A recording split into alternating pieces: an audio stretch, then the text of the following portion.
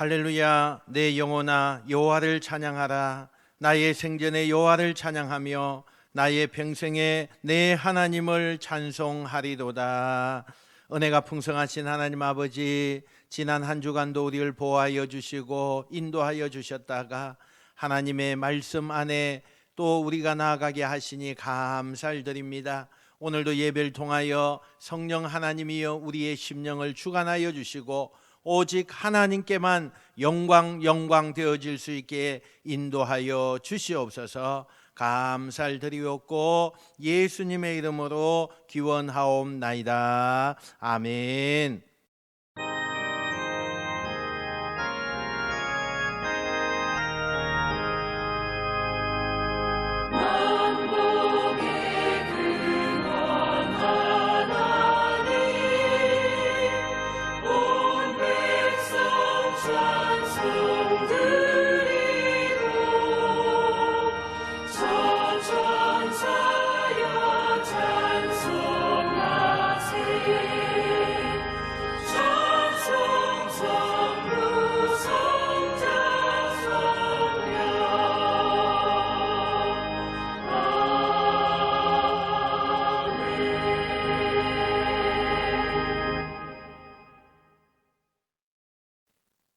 전능하사 천지를 만드신 하나님 아버지를 내가 믿사오며 그 위아들 우리 주 예수 그리스도를 믿사오니 이는 성령으로 잉태하사 동정녀 마리아에게 나시고 본디오 빌라도에게 고난을 받으사 십자가에 못 박혀 죽으시고 장사한 지 사흘 만에 죽은 자 가운데서 다시 살아나시며 하늘에 오르사 전능하신 하나님 우편에 앉아 계시다가 저리로서 산자와 죽은 자를 심판하려 오심이라.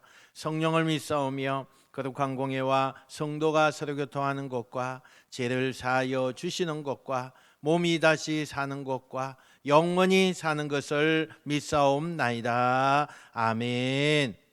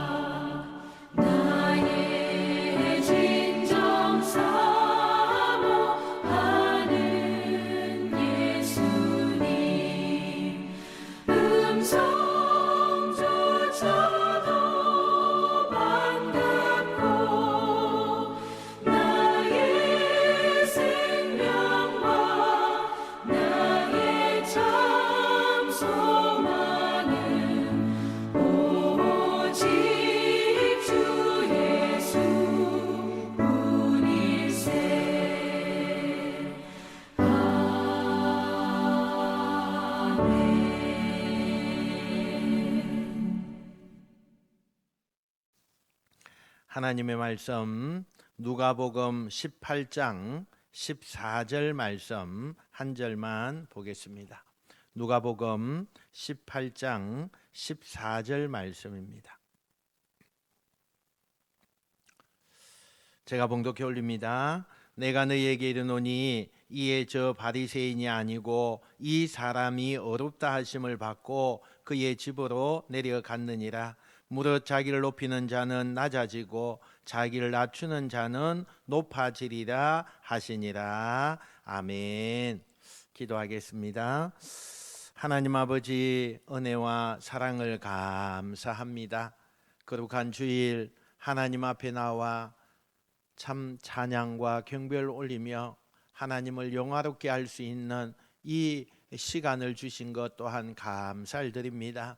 하나님, 오늘도 말씀 안에서 성령 하나님이 우리의 마음을 뜨겁게 역사하여 주시고 성령께서 우리의 심령에 큰 은혜로 인도하여 주셔서 성령 충만한 시간 되게 인도해 주시옵소서.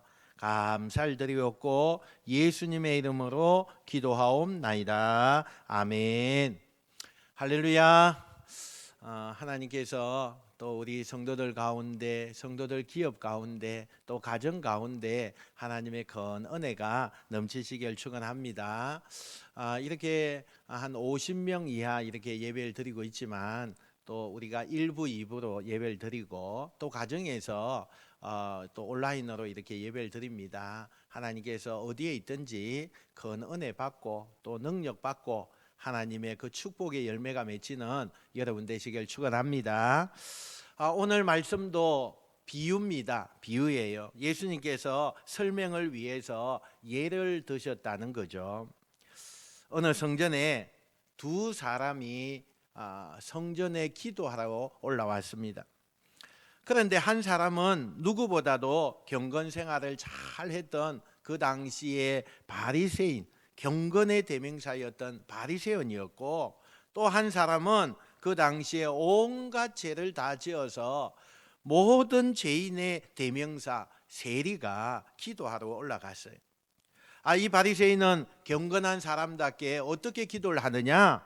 딱 성전에 들어가서 맨 앞으로 나갑니다. 그리고 당당하게 고개를 탁 쳐들고는 어깨를 펴고 기도하는데, 하나님, 저는 일주일 동안에 하나님 주신 율법을 다 지키고 왔습니다. 저 뒤에 있는 저 세리하고는 비교가 안 될 만큼 저는 깨끗하게 살다 왔습니다. 이번 주에도 2번 금식했습니다. 그리고 내가 얻은 수익에 그 모든 것을 정확하게 하나님 앞에 1원도 틀리지 않게 소득의 11조를 드렸습니다. 그러면서 자기를 과시하는 거예요. 그런데 반면에 또 한 사람이 기도하러 들어왔는데 이 세리는 저 뒤에서 고개를 푹 숙인 채 그저 중얼중얼 흐느끼듯이 뭐라고 얘기를 하느냐? 주님, 나는 죄인입니다. 나를 불쌍히 여겨 주시옵소서. 그러면서 회개 기도를 하는 거예요. 이 두 사람이 기도를 드리고 있는데 누구의 기도를 하나님께서 더 기쁘게 받으셨느냐? 이 문제예요. 사람들이 대답했을 거 아니에요? 아니, 당연히 율법도 잘 지키고 경건하고 의로운 사람, 저 바리새인의 기도를 하나님이 들으셨겠지요.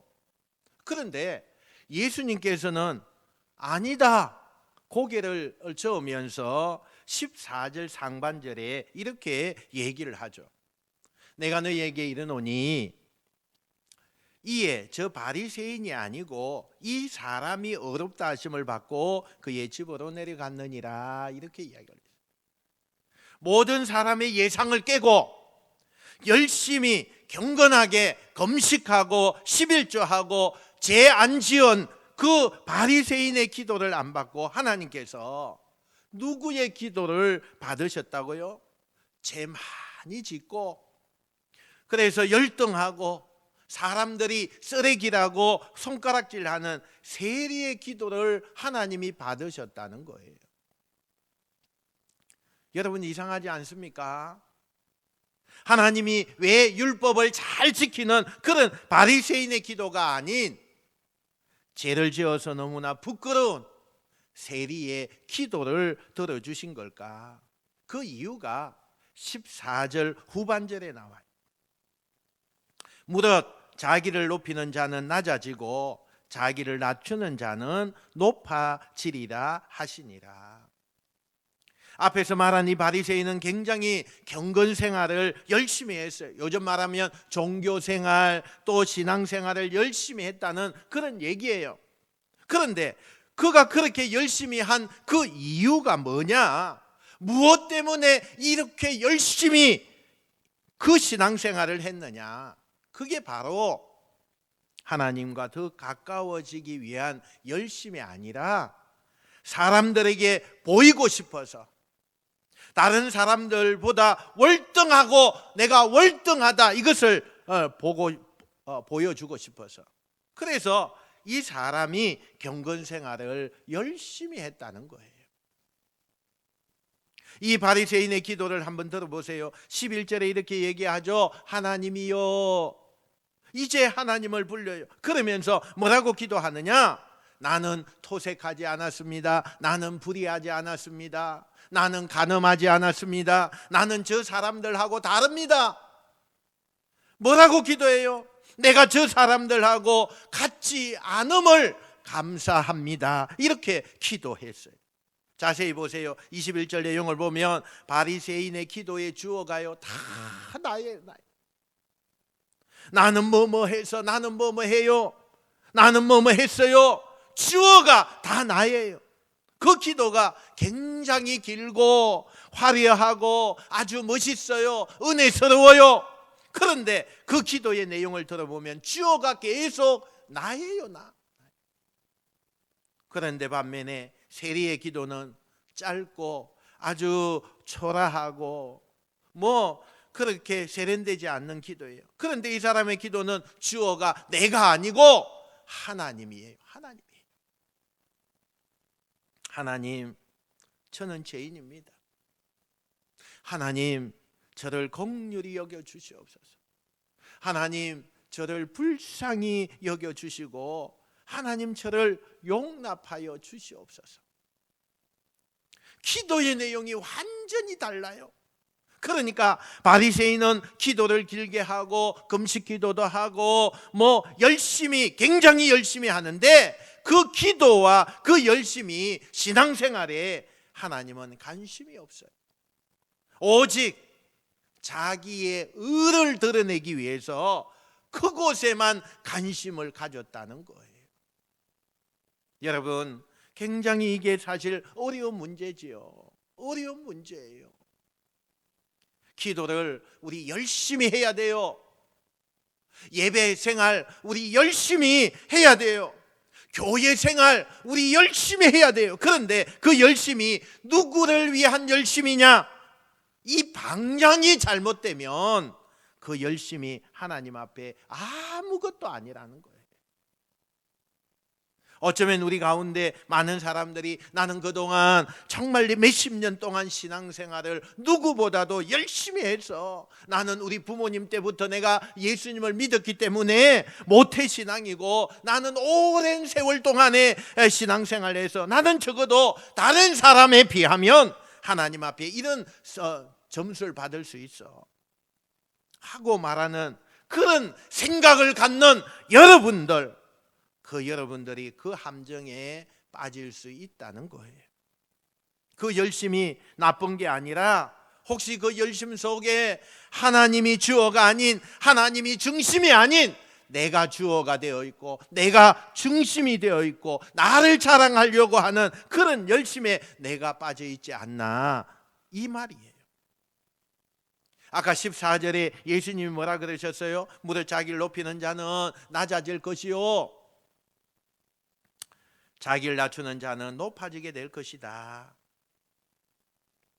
이 세리라고 하는 사람은 어떤 사람이냐면, 이 당시에, 예수님 당시에 인간 쓰레기예요.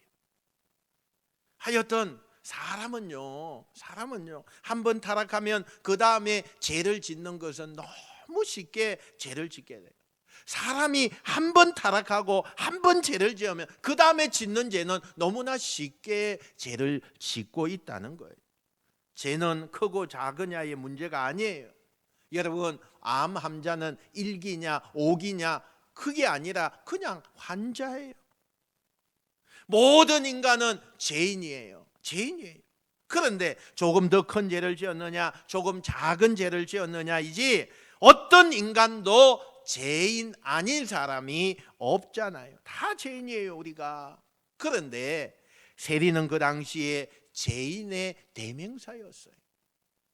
이 사람은 뭐 강도짓하고 그 다음에 뭐 폭력하고 사기치고 요즘 말하면 마약도 하고, 그래서 전과자예요. 전과자. 조폭이에요. 조폭들. 망나니예요. 망나니. 그래서 우리가 세상에서 그런 사람들 딱 보면 어휴, 저놈들 인간 말종 쓰레기들, 뭐 저런 놈들, 뭐 이렇게 우리가 얘기하잖아요. 옆 사람 쳐다보지 말아요.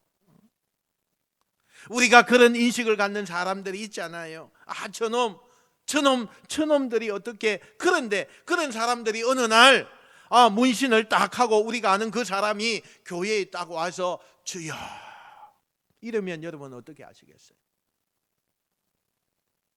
이 뭐야 이거, 우리 교회 물 다 흐렸네, 뭐 이러면서 되게 그렇게 생각한다는 거죠, 교인들이. 그 당시에 이런 사람인 세리가 어떻게 성전에 들어왔을까? 여러분, 이 사람이 어떻게 기도하러 왔을까 궁금하잖아요. 이런 거예요. 이 세리가 복음을 들었다는 거예요. 자기는 세상에서 인간 말종이고 전과자고 쓰레기고 뭐 사람들이 용납 안 하는 그런 사람인데 어느 날 누군가로부터 복음을 들었어요. 세상 사람은 너를 인간의 말종이라고 얘기하지만 하나님은 너를 친구라고 부른단다. 하나님은 너 같은 사람을 친구로 불러주신다. 하나님은 내가 진심으로 회개하면 너의 죄를 용서하시는 분이다. 이 얘기를 이 세리가 누군가로부터 들었다는 거예요. 그래서 세상에서는 온갖 죄를 다 지었지만 그 몸을 이끌고 그날 성전에 나와서 기도를 하는데 자기가 지은 죄가 너무 많고 남들이 자기를 어떻게 평가하는지를 아니까 감히 고개를 빳빳하게 못 들고 저 뒤에 이렇게 웅크리고 앉아서 하나님, 진짜 나 같은 사람을 친구로 받아주십니까? 하나님, 정말 지금까지 말로 다 할 수 없는 죄를 너무 많이 지었는데 진짜로 정말 진짜로 내가 회개하면 내 죄를 용서해 주십니까? 하나님, 나를 불쌍히 여겨 주시옵소서. 주님, 나를 긍휼히 여겨 주세요. 그리고 저 뒤에 앉아서 이 세리가 훌쩍훌쩍거렸다는 거예요. 하나님은 자기를 어렵다고 규칙을 잘 지켰다고 주일날 한 번도 안 빠졌다고 나와서 빳빳이 들고 자기를 드러내는 그 사람의 기도를 받으시는 분이 아니라 오늘도 세상에서 형편없는 사람이지만 저 한 기퉁이에서 진짜 하나님, 나 같은 사람도 받아주십니까? 그리고 서툰 기도지만 그 하나님을 간절히 부르는 그 사람의 기도에 응답하시는 분이라는 거예요. 남들보다 우월하고 싶었고 자랑하고 싶었던, 세상에서 경쟁하고 경쟁해서 이기고 싶었던 이 바리새인의 기도보다는 자기를 한없이 낮추는 그 기도가 하나님이 응답하시는 기도라는 거예요. 봉사 많이 하시는 분들, 교회 오래 다니셨던 분들, 우리가 정말 조심해야 될 것이 이거예요. 경쟁에만 우리가 너무 몰두하다 보면 뭘 하는지도 모르는 때가 있어요. 우리가 진짜 지금 뭘 제대로 하고 있는지 모를 수 있다는 거예요. 여러분, 우리의 삶에 세상에서 모든 삶이 이기고 싶어 하잖아요. 우리의 자녀들이 그렇게 열심히 공부하는 게 뭐예요? 내 친구들보다 좀 더 좋은 학교에 가고 좀 더 좋은 성적을 받고 좀 더 좋은 연봉을 받고 이기고 싶은 거예요. 여러분, 그렇게 열심히 지금 일하고 열심히 직장 생활하고 그러는 것은 남들보다 더 많은 돈과 명예를 얻기 위해서 일하시는 거예요. 남보다 앞서기 위해서, 남을 이기기 위해서 열심히 하는 거예요. 그런데 경쟁은요, 우리를 이기게 하지 않아요. 뭐 하나 누가 잘 된다 그러면 모두 다 그걸 다 흉내내요. 그래서 다 망해요. 다 망해. 잘 되는 것 때문에, 그것 때문에 다 잘 되는 게 아니라 누가 하나 잘 된다 그러면 몽땅 거기에 가가지고 그걸 나눠 먹기 식으로 하다 보니까 안 되는 거예요. 너무 많아지니까, 수요보다 공급이 너무 많아지니까 사람들이 어떻게 해요? 제 살 깎아 먹기 식이죠. 결국에는 뭐 경쟁해서 이기려고 하다 보니까 더 싸게 팔아야 되고 질을 더 안 좋게 해서 그렇게 만들고, 그러다 보니까 결국은 그 과열 경쟁이 모두를 살리는 게 아니라 모두를 죽이고 있다는 사실이에요. 우리 인생도요, 이겨보려고. 여러분, 자존심 싸움에서 이겨서 뭐 할 건데요? 내가 생각하는 만큼 그 사람을 복수해줘서 뭐 할 건데요? 막 경쟁해서 어떻게 하든지 수단과 방법을 안 가리고 내가 저 사람 이겨야지, 저 사람 아주 내가 그냥 짓밟아 놔야지, 뭐 이런 정호와 이런 걸로 경쟁해서 이겼어요, 여러분이. 그럼 여러분이 진짜 그것이 이긴 거냐는 거예요. 그게 하나님 나라에서 진짜 이긴 거냐, 그거예요. 나하고 저 사람 사이에 내가 이겨서 내 마음은 조금 편할지 몰라요.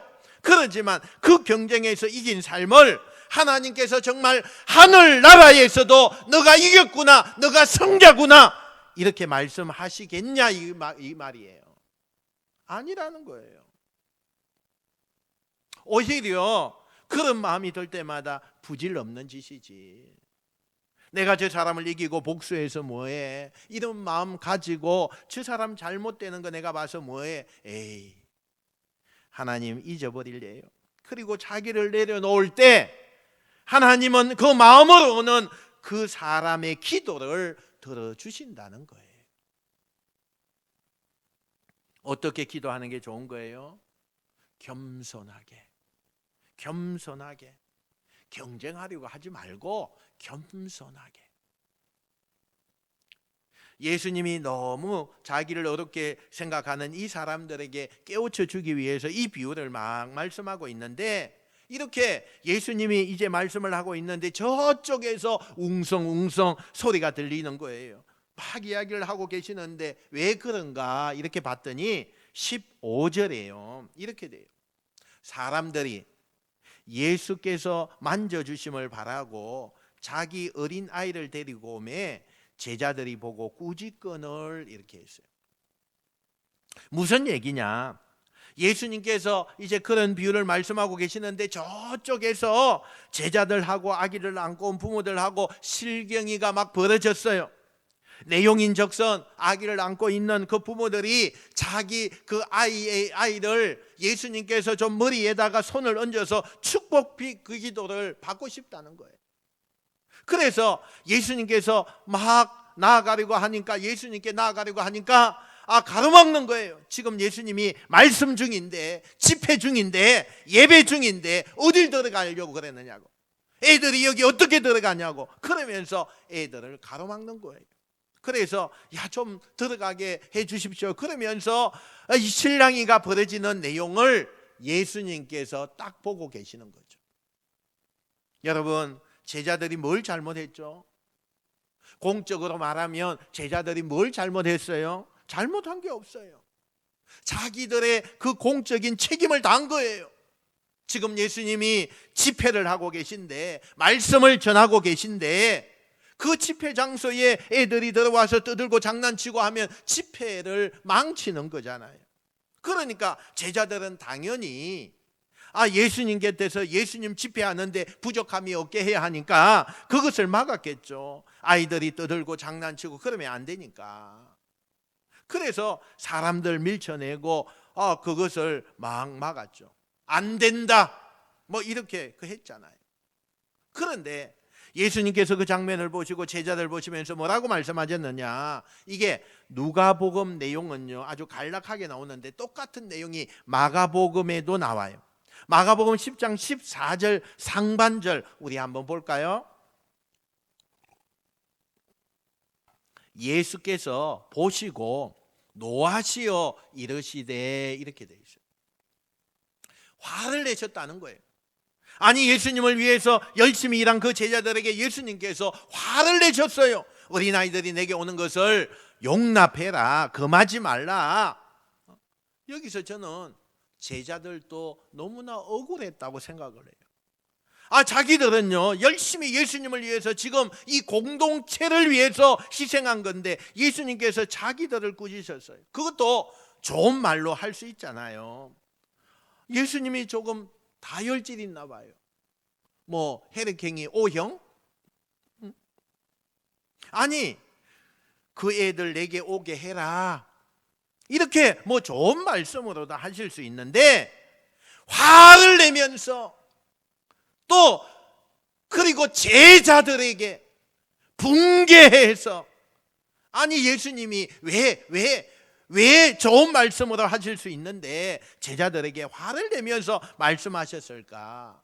그 이유가 누가복음 18장 16절 맨 뒷부분에 나와요. 한번 따라합시다. 하나님의 나라가 이런 자의 것이니라. 여러분, 하나님의 나라가 이런 어린아이와 같은 그 자의 것이래. 이 말씀을 딱 기핑하고 계세요. 이 말씀을 설명해 드릴게요. 옛날이나 지금이나 우리 사회에서는요 이 아이들은 아직도 자기들의 의사를 스스로 결정할 수가 없는 존재로 모든 사람들이 보잖아요. 2000년 전에 예수님 당시 이 유대 사회도요 아주 중요한 문제를 결정할 때 그 문제의 중요한 문제를 결정하는 그 중심에 들어올 수 없는 대상들이 딱 정해져 있었어요. 유대인들에게요. 그 중에 하나가 누구냐? 이방인들이에요. 또 우리가 조금 전에 기도를 했던 그 세리들, 뭐 죄인들, 여자들, 그리고 어린아이, 이런 존재들은 하나님 앞에 나와서 뭔가를 결정할 때 의사결정권이 없는, 어떻게 보면 근한이 없는 그런 사람들로 딱 규정에 정해져 놓은 사람들이에요. 좀 거룩하지 않거나 아직은 미성숙하거나 여기에 낄 만한 자격이 없다고 생각하는 그 사람들이었다는 거예요. 그게 그 당시에 모든 사람들의 관념이에요. 그래서 중요한 모임은 이 사람들이 낄 수가 없어요. 그런데 예수님은 지금까지 걸어오신 그 길이 뭐예요? 사람들이 생각하는 중요하지 않은 사람들을 예수님께서 일부러 찾아가서 친구가 되어 주셨어요. 세리의 친구가 되어주시고 또 여성들을 위해서 무언가를 해주시고 그리고 이방인들에게 찾아가서 그들에게 복음을 전하시고 사람들이 그동안 가지고 있던 관념을 깨뜨리신 분이 예수님이에요. 오늘도 이 아이들은요 아직도 미성숙해요. 뭔가를 결정할 수 없고 방해가 되는 존재라고 생각하는 이 제자들에게 예수님이 뭐라고요? 그 어린아이들이 내게 오는 것을 왜 막고 있느냐? 그러면서 책망을 하셨다는 거예요. 여기 제자들의 잘못이 있다는 거죠. 제자들이 공적으로 지금 되게 열심히 하는 거예요. 예수님을 위해서. 그런데 뭐가 문제예요? 예수님의 마음을 모른 채 자기들의 열심으로만 한다는 거예요. 여러분, 이게 중요해요. 여러분, 누군가를 위해서 뭔가 일을 하려면 진짜 그 사람을 위해 일하는 건 그 사람의 마음을 알고 하는 거예요. 그게 충성이고 그게 배려죠. 그 사람의 마음과 상관없이 내 열심으로만 그냥 열심히 하면 그건 열심이 아니에요. 이 사람들이 지금 예수님을 돕는다고 하는 거예요. 예수님의 일을 한다고 하는 거예요. 공적으로 제자 역할을 감당하는 거예요. 누구보다도 열심히 했어요. 한눈 팔지 않고 자기들이 할 일을 다 한 것 같아요. 그런데 뭐가 문제냐? 예수님의 마음을 모른 채 그곳에 일을 했다는 거예요. 그냥 자기 중심이에요. 권위주의를 앞세우는 거예요. 아이들이 예수님께 안수 받으려고 오는데 권위를 내세우는 거죠. 여기 허락도 없이 내가 이 교회 장로인데, 내가 이 교회에 내가 심호하는 부목사인데 우리 목사님 만나려면 미리 막 약속하고 와야죠. 안 돼요. 좀 익숙하지 않아요? 이렇게 예수님이 이런 이유 때문에 제자들 책망하시고 아이들을 다 불러가지고 하나하나 안수해 주시는 거예요. 복이 있을지어다, 지혜가 있을지어다, 명철할지어다, 다 손을 얹고 하나하나 그 아이들을 위해서 안수해 주셨어요. 그리고는 옆에서 안이 벙벙해가지고 어찌할 바를 모르고 있는 그 제자들에게 예수님께서 이 아이들을 안수를 다 해준 다음에 제자들에게 아주 충격적인 말씀 하나를 하시죠. 17절 말씀이에요.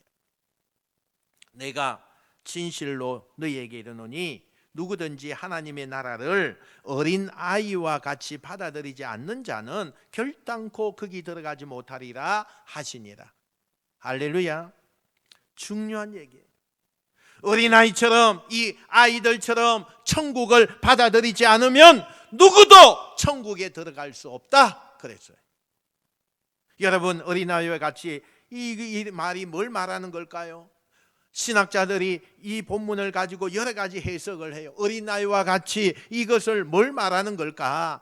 아이들의 특징은 굉장히 많잖아요. 굉장히 많아요. 그 중에 가장 중요한 포인트는 순수함이라는 거예요. 아이들은요, 부모님들이, 어른들이 말하는 대로, 가르치는 대로 그대로 믿습니다. 예를 애들 때 여러분 동심이 아름다운 거잖아요. 동심이 아름다워요. 산타클로스 얘기하면은 다 믿잖아요. 아이들이 있는 그대로 다 믿는 거예요. 말하는 그대로 다 믿어요. 그런데 어느 날 여러분이 산타가 안 믿어지는 순간 여러분은 이미 물들기 시작한 거예요. 아이들에게 제일 우리가 배워야 될 것은, 아이들은요 순수하다는 거예요. 말을 곧대로 믿잖아요. 여러분 그런 경험해 보셨어요?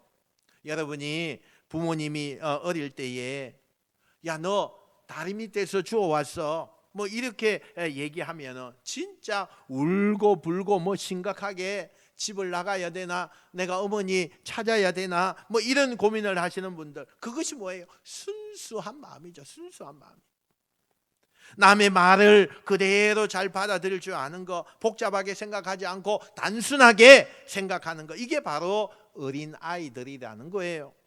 예수님께서 어린아이와 같지 아니하면 결단코 천국에 들어갈 수 없다는 얘기는요, 우리가 하나님의 말씀을 이렇게 순수하게 받아들이는 태도를 가지라는 거예요. 이게 하나님의 말씀이 아닌 사람들의 사상이나 철학적인 얘기나 정치적인 얘기라면 따져봐야 되죠. 이게 비즈니스라고 하면 따져봐야 해요. 그런데 지금 여러분이 들려주는 이 말씀은 사람의 말이 아니라 하나님의 말씀이잖아요. 하나님이 주신 말씀이잖아요. 하나님이 우리에게 주신 메시지잖아요. 그렇다면 이 말씀을 하나님의 말씀이니까 너무 의심하지 말고, 따지고 그렇게 사람이 각색하고 그러지 말고, 어린아이처럼 하나님의 말씀을, 복음을 그렇게 순수한 마음으로 받아들이는 사람, 그게 말씀을 대하는 태도라는 거예요. 그러니까 신앙은 조금 동심을 갖는 게 좋아요. 세상에서는 우리가 이성적이고 논리적인 것이 필요해요. 그러나 교회에 오면요, 교회는 정말 어린아이처럼 하나님 앞에, 그렇다고 무슨 교인들 앞에서도 그러라는 얘기가 아니라 하나님 앞에서 우리가 예배할 때나 말씀을 줄 때나 또 오늘도 설교를 듣잖아요. 그때 저거 2000년 전에 그 얘기가 진짜일까? 저거 그렇게 따지지 말고, 저는 여러분들이 물론 제 입을 통해서 나가는 복음이지만 이 복음을 하나님이 주시는 말씀이니까 이게 무슨 정치적인 논리로 듣지 마시고 아이들처럼 하나님 맞습니다, 난 너무 권위적이었습니다, 난 너무 이겨보려고 했습니다, 이런 마음으로 우리가 이 말씀 앞에 설 때 그게 진짜 신앙이라는 거예요. 교회까지 와가지고 네가 이기냐 내가 이기냐 이것을 따지고 논쟁하고 갈등하고 편가르고, 그것은요 여러분 신앙이 아니에요. 그것은 교회 생활이 아니에요. 그건 예배가 될 수 없다는 거예요. 우리는 착각하고 있는 거예요. 그건 마치 오늘 우리가 주일을 지켰고 나는 오늘도 신앙생활 잘 하고 있고 나는 오늘도 내가 장로로서 목사로서 내 사명을 다했다고 착각하고 있는 거예요. 아니에요 여러분. 하나님 말씀 앞에 그저 어린아이처럼 말씀하면 말씀하신 대로 믿고 말씀하면 말씀한 대로 받아들이고 그런 순수한 마음이 있을 때, 그래야 그가 말씀에 합당한 천국의 주인공이 된다는 거예요. 여러분, 말씀을 마칩니다. 열심히 살고 열정적으로 사는 것도 중요하지만 더 중요한 것, 방향을 잘 잡는 거예요. 방향을 잘 잡아야 돼요. 너무 경쟁하지 마세요. 경쟁보다는 우리는 이 세리처럼 하나님만 바라봐야 돼요.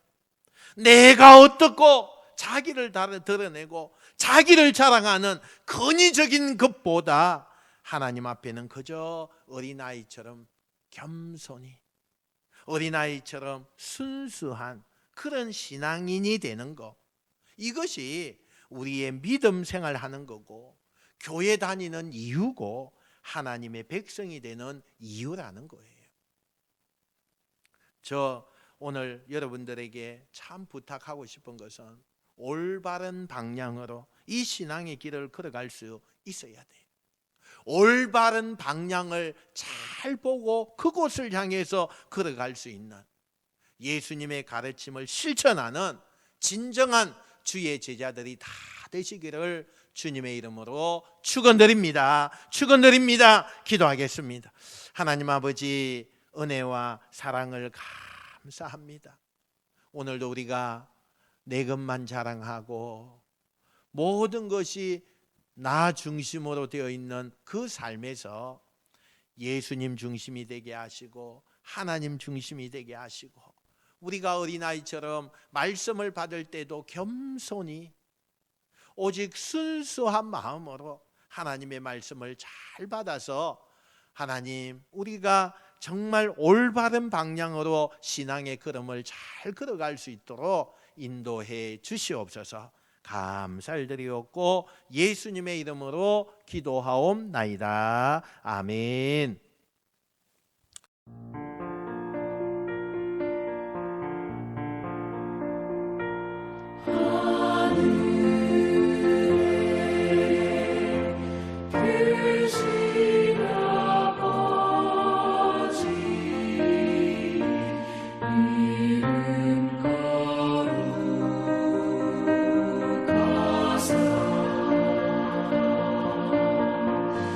주님 나라